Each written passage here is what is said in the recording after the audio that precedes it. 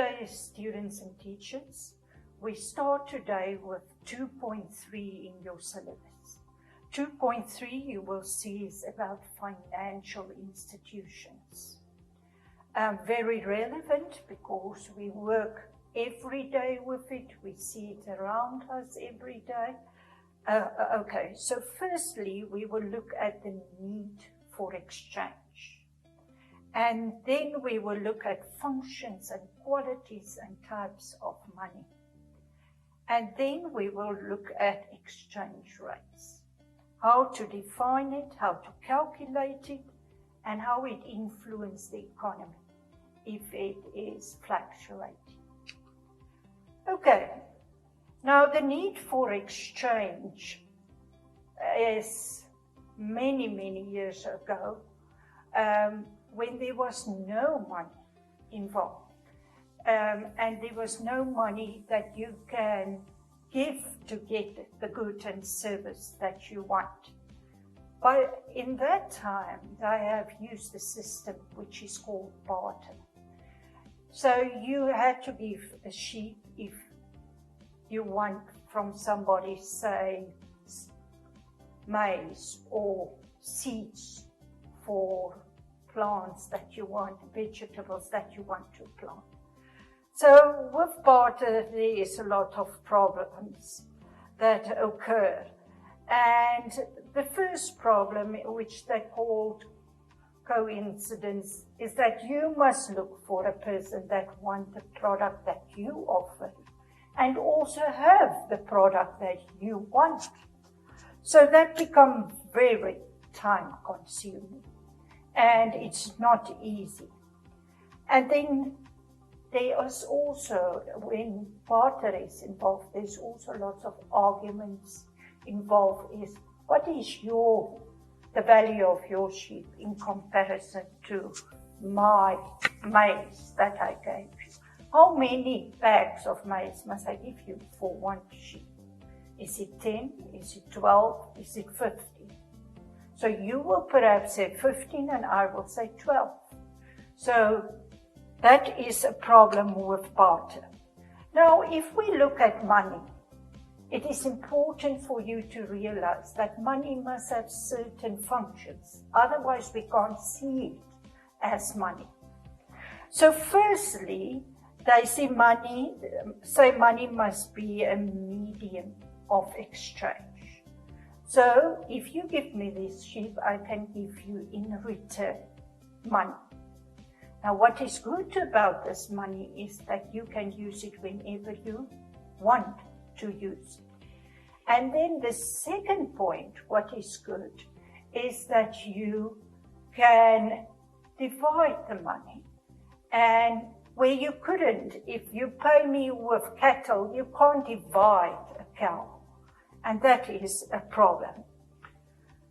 Okay. Then it must be a unit of account, money, or a measure of what value. So you will tell me, at today's rates, publish on the internet, a cow that weighs 500 kilos is worth $8,000. You put a value to that cow. It is exact. And that is money measurement. Money gives you that function that you can put a value to your goods and services that you offer. Then the next function of money is that it must have a store value. So if you give me the sheep and I give you the money for that sheep, what can you do with it? You can save it somewhere and only use parts of it. Nothing will happen to that money.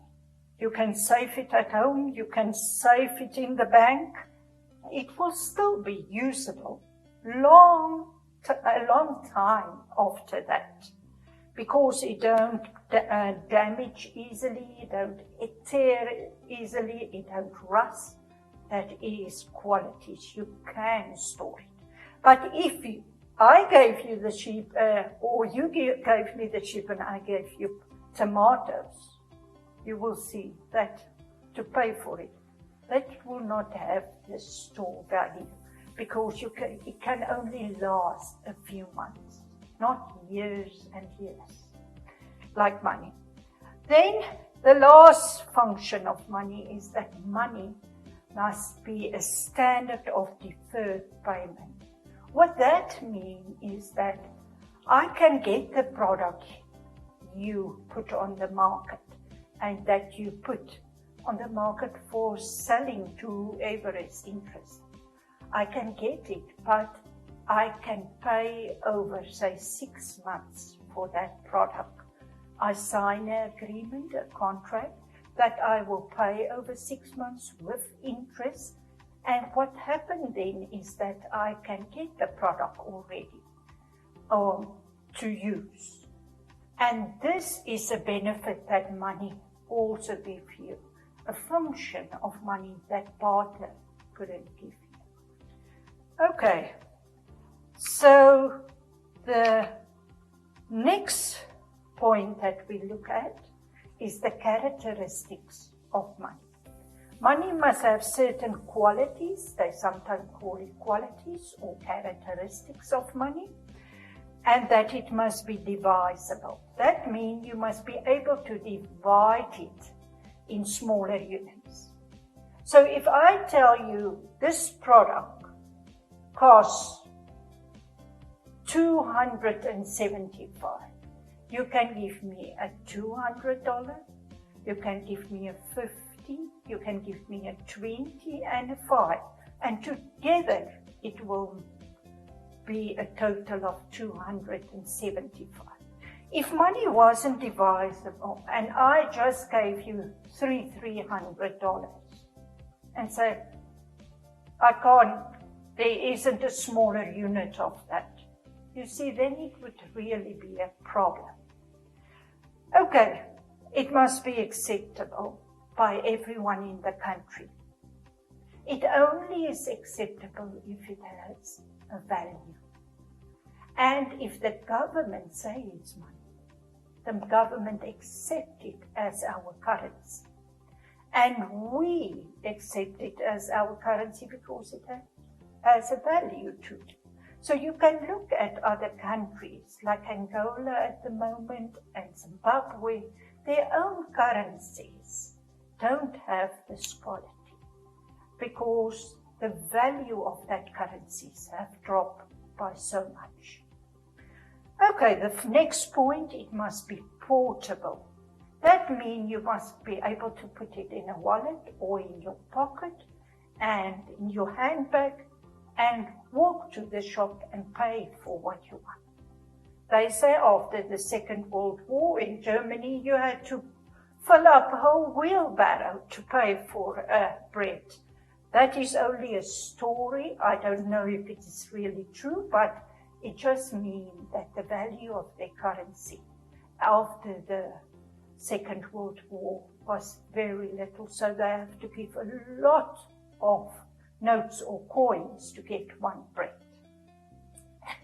Then they also look at the characteristics or characteristic as homogeneous, and this characteristic is that it is not easy to counterfeit currencies like our paper money or our coins. It's very difficult to do it. People try to do it, but then it is not very long and they will find that this is not feeling the same as the normal notes. It don't have the same thickness, it's not the same type of paper. There is certain characteristics that is not like a watermark, not in this notes. So if money have that characteristic, then that you can't duplicate it easily, then it helps as a characteristic and that it is really worth as money. Okay, and then the last point, money must be limited in supply. Only if it is limited in supply, it will have a value. And that's why, or a very important task of our central bank, to make sure that there is not too much money in circulation. Because if there's too much money in circulation, it causes inflation. And if there's inflation, the value of our currency decreases.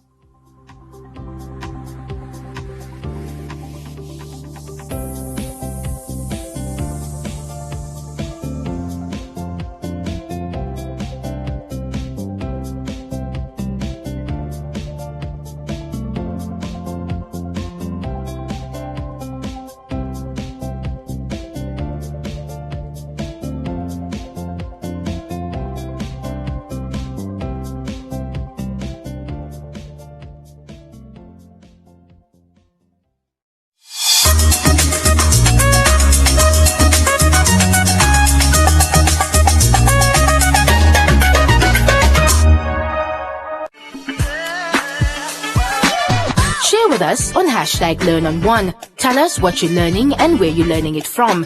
Send us your name and town to the One Africa TV's WhatsApp on 081 200 6659 or send an SMS to 555. One Africa TV. It just gets better.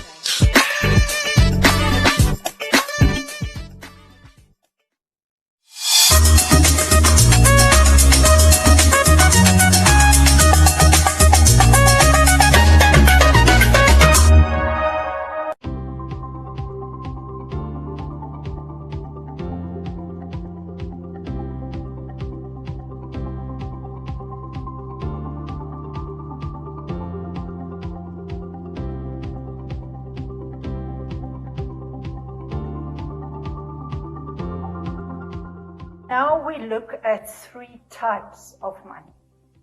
Now, when money started after barter, they say it started originally in West Turkey, in a part which they call Lydia. At that time, they just took pure gold and they'd made a coin of that. And that was the first type of coins. They say that type of money, which is made of pure gold or silver or copper or whichever, that is commodity money.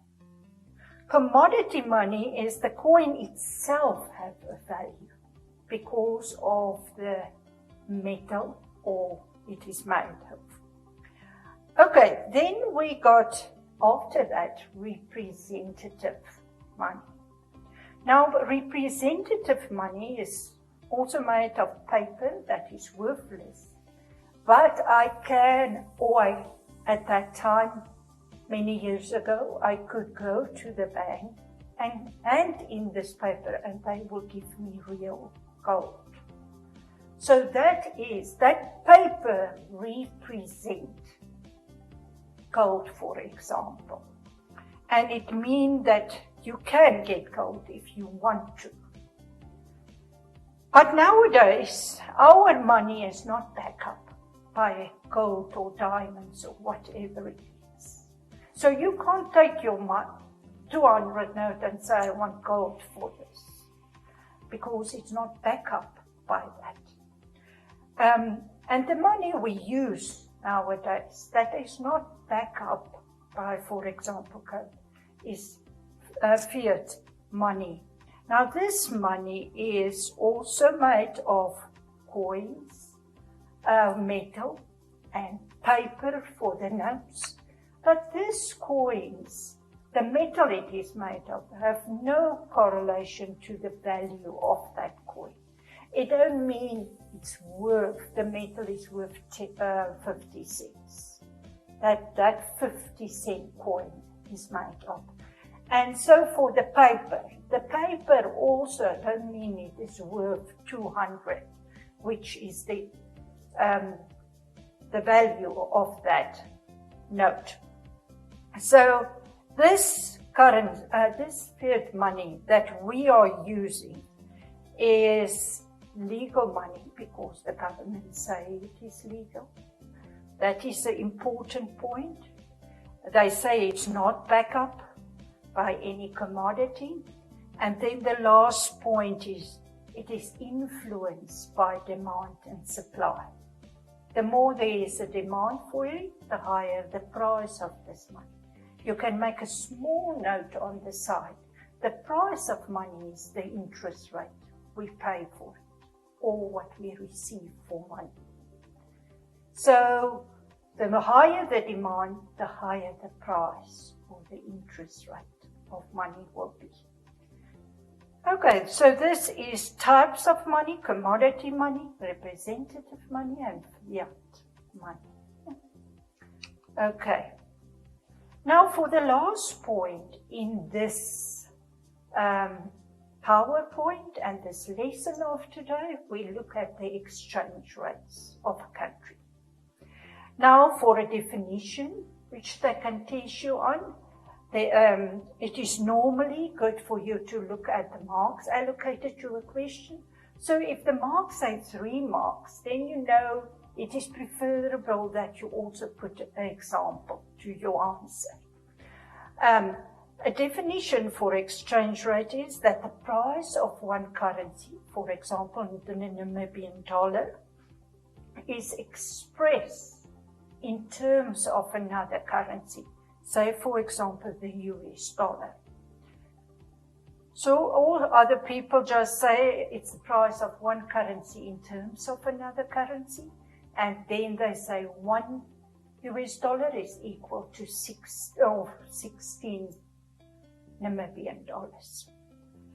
Okay, there's a small calculation classwork question that you can work two together and see if you come to the answer. The answer is also provided there for you, a calculation.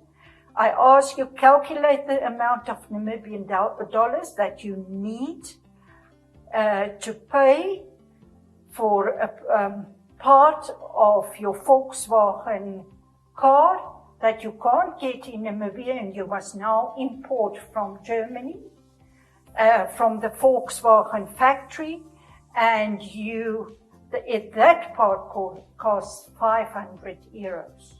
So my question to you is, how much Namibian dollars must you offer to pay or to get 500 euros so that you can pay the company in euros for it? It is very important that you realize that if you buy from Germany, that you must pay them in their own currency. So if I buy from Britain, I must pay them in pounds. So how will I pay them in pounds? I must offer Namibian dollars on the money market, get pounds, and then pay them. So for Germany, I offer Namibian dollars, and that is the question I ask you. How many Namibian dollars must you offer on the money market to get euros? And then you use that euros to pay them.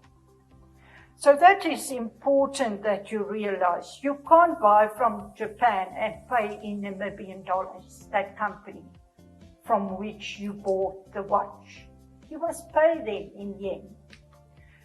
Okay, then you must realize that exchange rates can be all fluctuating, or they call them floating exchange rates.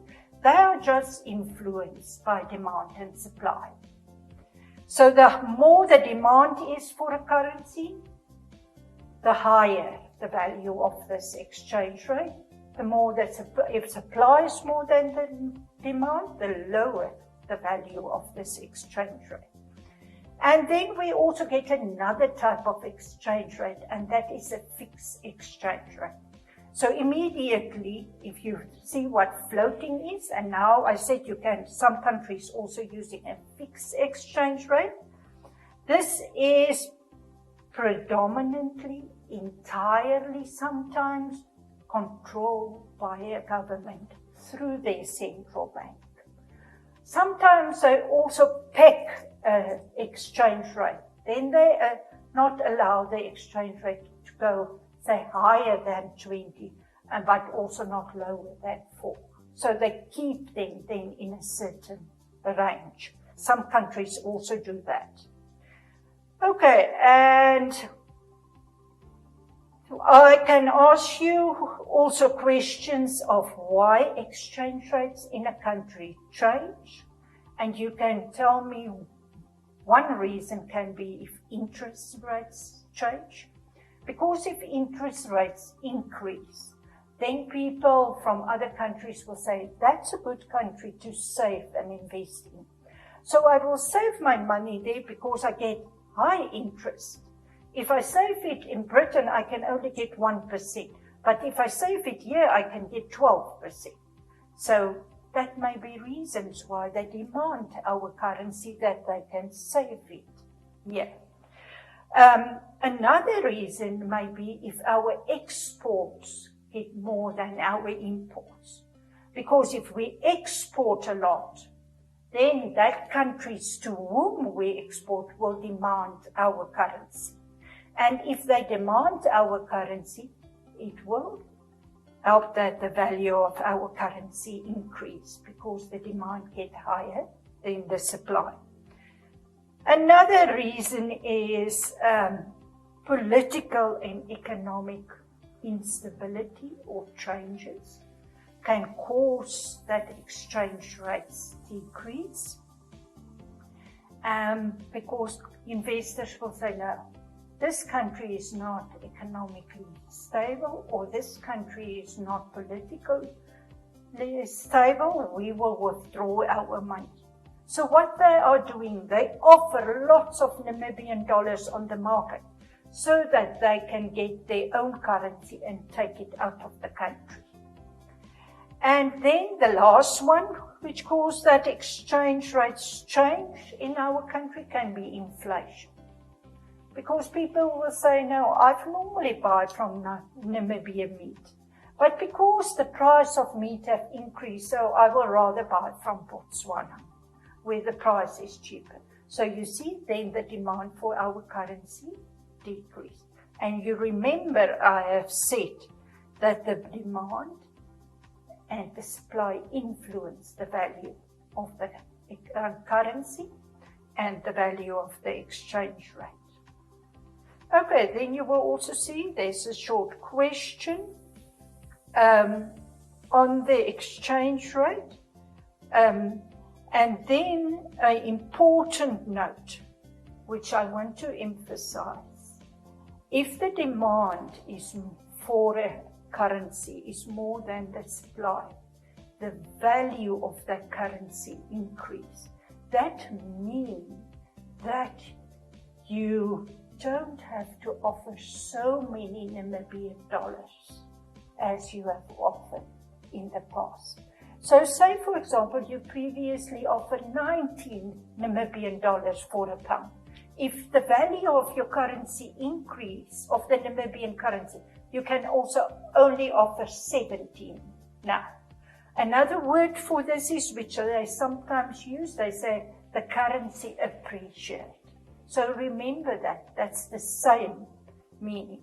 The opposite is true. If supply is more than demand, then the currency value drop, and then they call it that it depreciate.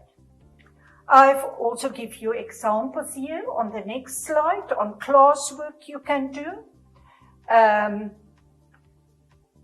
And here I said you must use a section in the newspaper. I've also give you there a slide of a section that you can get, that I got on the internet, but you get it in newspapers on the exchange rate, and then you can answer the following questions for homework mark. Okay, and then there's also homework, which you can do, and which will help you to make sure that you understand the work that was covered in the previous PowerPoint and in this PowerPoint.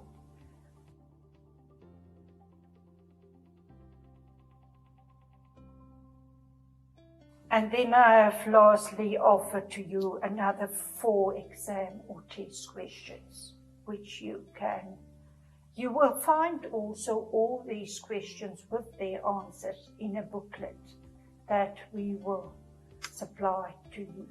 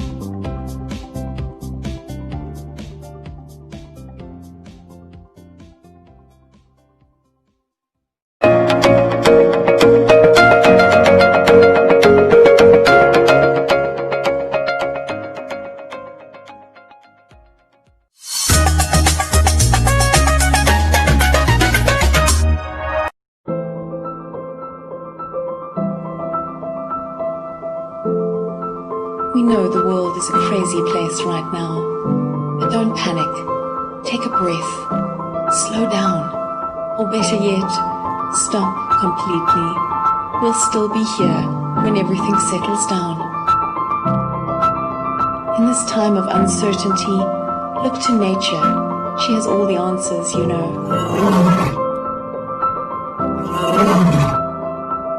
We're not only giving ourselves time to reset, we're giving nature time to restore, revive, restart. We're saving ourselves and we're saving the world. Stay home now so that we can welcome you to Namibia again soon. Yes, the world's a crazy place right now, but don't despair. Find the joy, cherish hope, breathe. Take a moment, take a few, and someday soon you'll once again be able to stare in wonder at this magnificent view. The world's a crazy place right now, but don't worry, we'll still be here. We'll see you again soon.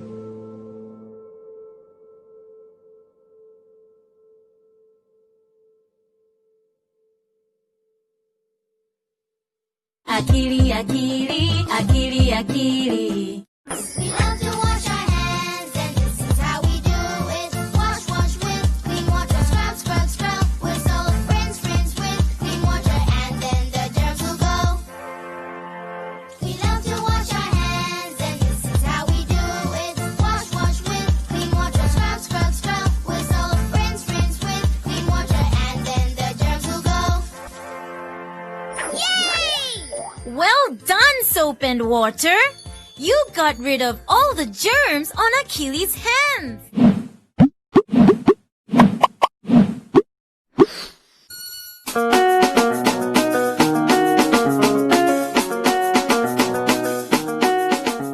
One day we went to I think it's the opening of Oshakati Stadium. Then I was a lead singer there. Then this DJ Remind came to me. I was like,